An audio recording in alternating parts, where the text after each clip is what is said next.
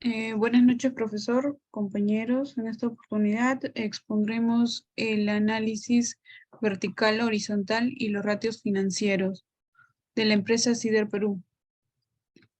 Para el análisis vertical, las partidas que más nos ha podido llamar la atención es los inventarios, obteniendo en el 2021 un porcentaje del 46.62%. Y para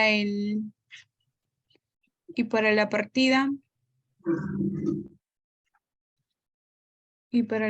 de cuentas por pagar comerciales con un 25.47%.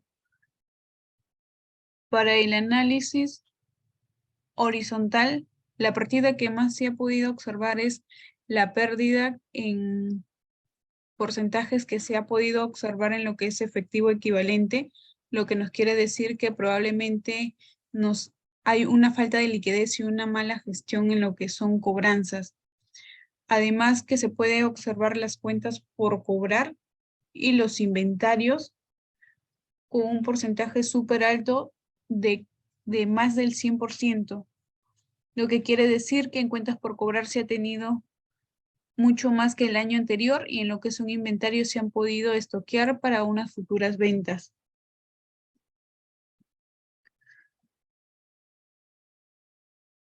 Ahora pasaremos a explicar los ratios financieros. Se ha podido observar que en la liquidez, en el índice de liquidez, en el año 2019 se observa que se tiene un capital de trabajo de 942.855, indicando que sus activos son mucho mayores que su pasivo corriente. Asimismo, para los índices de gestión se ha podido observar el periodo de medio de cobranza, lo que quiere decir que se ha podido observar que sus cuentas por cobrar para el año 2020 han sido en los periodos entre 30, 90 días, 180 días y 360 días, obteniendo el importe de 60.88. Y para el periodo de medio de pago, el ratio más resaltante ha sido para el año 2020, obteniendo 56.84%, lo que quiere decir que son los promedios de sus cuentas por pagar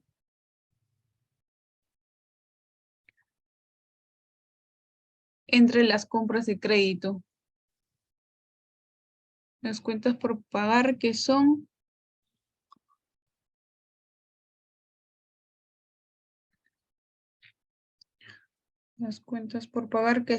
que están relacionadas a lo que son estimaciones de deterioro, activo de derecho uso, entre otras cuentas por pagar, obteniendo un promedio de 56.84. Y por el último, en lo que están basados en periodo de medio de inventarios, obteniendo para el año 2017 un promedio de 124.38. Y finalmente tenemos el índice de solvencia en lo que es endeudamiento de patrimonio. El promedio más resaltado es de 0.96%, lo que quiere decir que nuestro patrimonio es mucho más alto que nuestro pasivo total.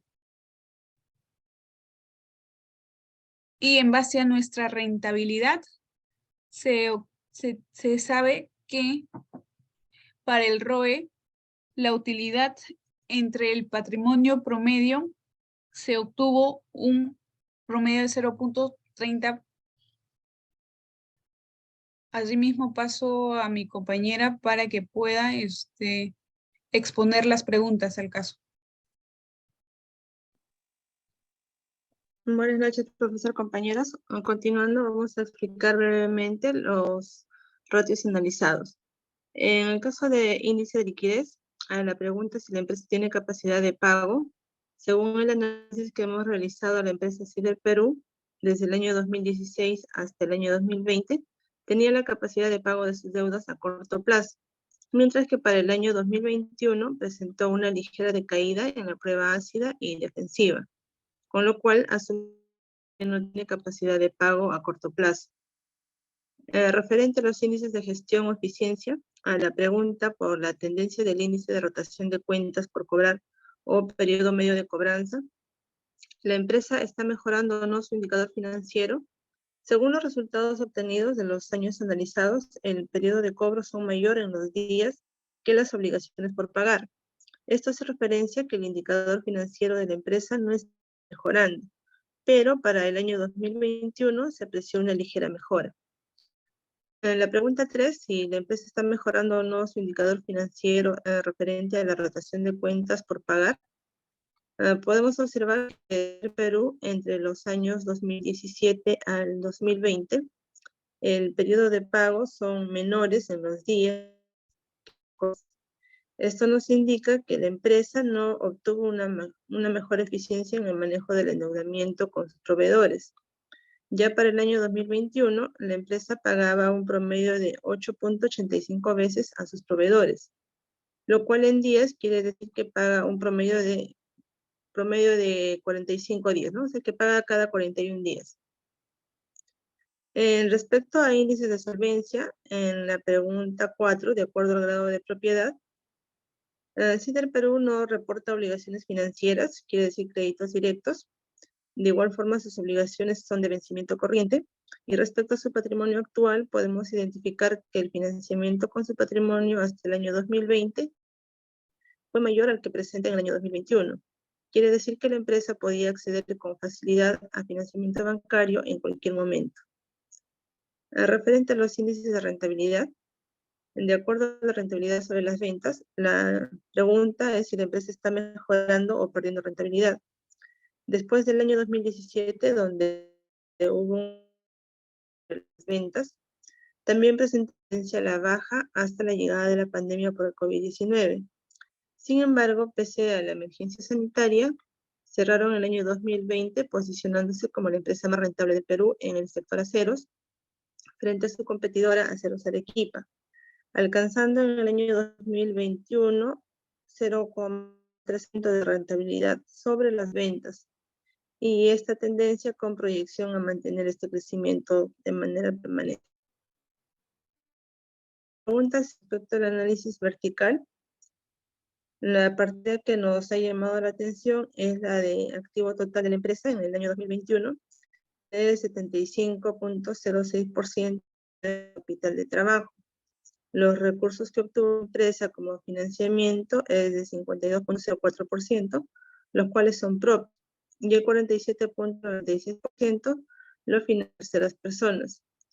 Esta situación aparentemente es favorable y finalmente se tuvo una utilidad de 13.24% en el año 2021.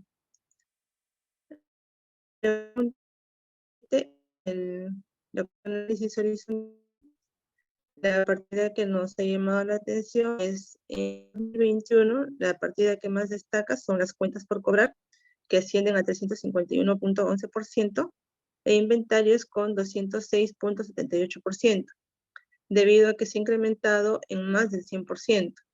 Es probable que la empresa Cider Perú en el último año haya tenido mayores cuentas por cobrar que el año anterior, y en inventarios se hayan acumulado para futuras ventas, teniendo un incremento en utilidad de 191.68%. Eso sería todo, profesor, referente al análisis de Cider Perú.